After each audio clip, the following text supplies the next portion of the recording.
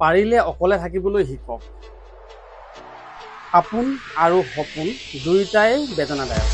কোন সময়ত আপোনজনে এৰিব আৰু সপোনৰ মৃত্যু হ'ব গমেই নাপাব।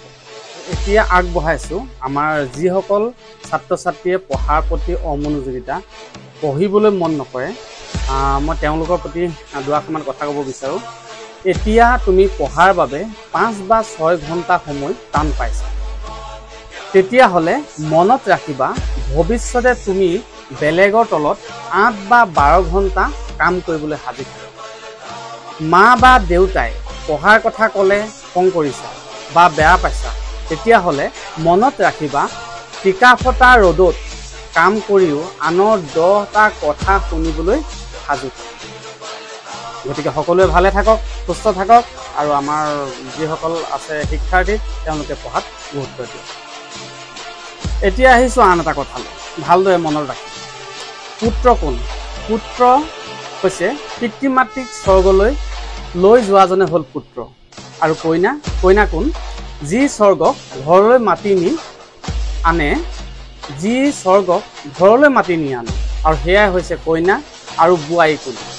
যি নিজৰ ঘৰখনক স্বৰ্গলৈ ৰূপান্তৰিত কৰে, সেয়াই হ'ল বোৱাৰী। গতিকে আমাৰ যিসকল শহু শাহু আছে তেওঁলোকক অনুৰোধ জনাইছোঁ যাতে বোৱাৰীক সন্মান কৰক, মৰম দিয়ক আৰু ঘৰখনৰ প্ৰতি মৰম যাতে সদায় একে থাকে তাৰে সকলোৱে চেষ্টা কৰিব। আৰু বোৱাৰীক নিজৰ কইনা হিচাপে সকলোৱে যাতে মৰম কৰে। আৰু দুআষাৰমান কথা আগবঢ়াব বিচাৰিছোঁ। ৰাতি দেৰিকৈ শুলে কি হয়? আমি বিভিন্ন ধৰণে মোবাইলত যিকোনো ফেচবুক হওক, হোৱাটছআপ হওক, ইনষ্টাগ্ৰাম হওক, তেনেধৰণে চাই বহুত দেৰিলৈকে যেতিয়া আমাৰ ভাতৰ ঘুমটিটো আচলতে পাৰ হৈ যায়, তাৰপাছতে আমাৰ টোপনি নোহোৱা হয়। টোপনি নোহোৱা হোৱাৰ লগে লগে কি হয়, কেতিয়াবা আমি ৰাতি 3-4টা বজাতো আমি শুবলগীয়া হয়। ৰাতিপুৱা কাম থাকে আৰু সোনকালে উঠি আহিবলগীয়া হয়। তাৰ ফলত কি হয়, চকুৰ তলত ক'লা হোৱা দেখা যায়, ক'লা হয়, মূৰৰ বিষ আৰু মূৰ ঘূৰোৱা, গোটেই দিনটো লেহেমীয়া অনুভৱ হয়, ছাল ৰুক্ষ আৰু ভাগৰুৱা দেখা যায়, ৰোগ প্ৰতিৰোধক ক্ষমতা কমি যায়, স্মৃতি শক্তি দুৰ্বল হয়, মেজাজ খিংখিঙীয়া হয় আৰু শৰীৰ দুৰ্বল হয়।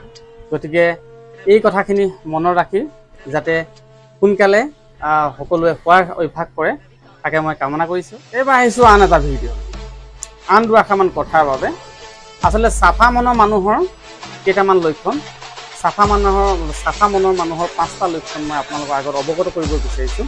1 নম্বৰতে খংটো অলপ বেছি, আৰু 2 নম্বৰত সৰু সৰু কথাতে আনন্দিত হয়, আৰু তৃতীয়তে মুখে মুখে উত্তৰ দিয়ে যদিও অন্তৰখন কিন্তু চাফা, আৰু চতুৰ্থতে খং উঠিলে যি টি কৈ দিয়ে।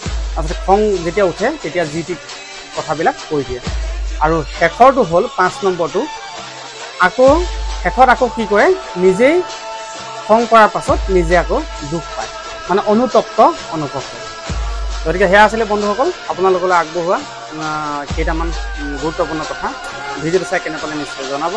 সকলোকে MD Assam APSC ইউটিউব চেনেলৰ তৰফৰ পৰা আৰু নিতুল বৰা ফেচবুক পেজৰ তৰফৰ পৰা বহুত ধন্যবাদ। জয় আই।